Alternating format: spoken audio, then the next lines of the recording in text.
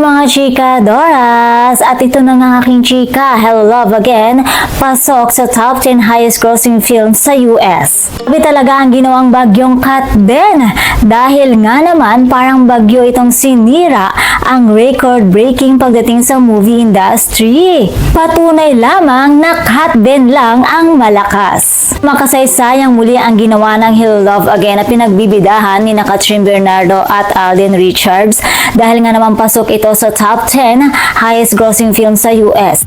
Nasa top 8 spot ito dahil ayon nga sa ulat, kumita na ito ng $2.4 million sa unang linggo pa nito. Actually, wala pa atang 1 week.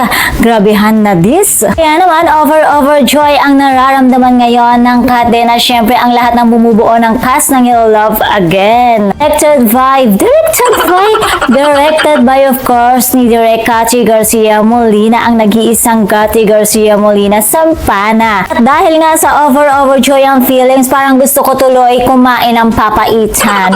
Pero hindi, nakaka-proud ang Kat din. Super deserve talaga nito dahil nga naman alam natin kung gaano sila naghirap dito. Alam natin kung gaano nila ito pinaghirapan. Isa lamang ang pakiusap ko sa Kat din, panindigan nyo na ang kilig na nararamdaman namin. Ituloy nyo na sina Joy at Ethan in real life.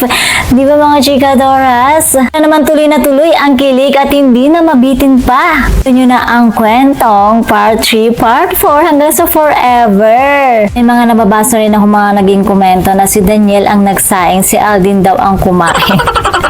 Grabe naman kayo. Talaga namang part of the movie lang yan, di ba? Part of maturity of Kat din, di ba?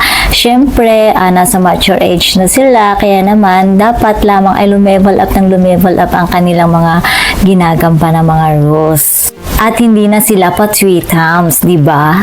Isa rin daw sa matutunan mo dito ay hindi sa lugar mahanap ang kapayapaan or ang katahimikan ng iyong kalooban or hindi mo mahanap yung peace mo sa isang lugar kundi sa taong makakasama mo. Kaya naman mga chikadoras, nagsulo ako.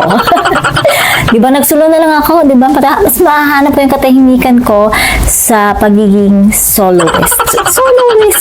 At kung hindi mo pa ito napanood mga chikadoras, panoorin mo na dahil hindi masasayang ang oras mo, hindi masasayang ang pera mo sa pambili ng ticket, and of course, wag ka nang bumili ng popcorn dahil hindi mo rin niya makakain dahil nakafocus ka lang sa pelikula. Wag ka mag-alala kung wala kang kasama dahil ako nga mag-isa ko lang, single lang akong nanood, samantalang mga katabi ko for mag-boyfriend, mag-asawa, mag-date, mga ganyan. So, hindi ako naiingit, wala akong pakialam sa kanila. Importante, kinikilig ako sa Kat din. Ang importante, napanood ko ang Kat din at sobrang kinikilig ako doon. Oo, sila na lang ang nagpapakilig sa akin. O, bakit ba?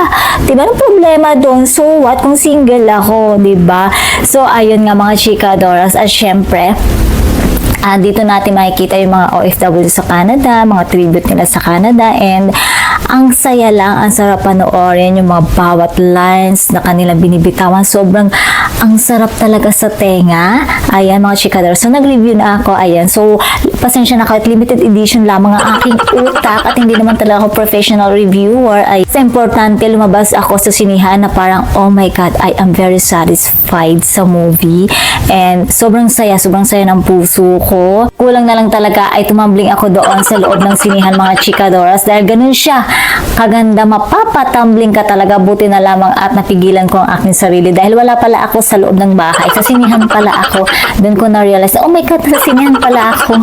Ayun, wag ka maghihintay or manghihingi ng mga links, mga ganyan, pasend ka ng link, mga ganyan, dahil nga hindi yun sulit, hindi mo yun mafe-feel, hindi siya ganun kaganda yung quality niya. Oh my God, that is a very low quality. Ano yun, di ba?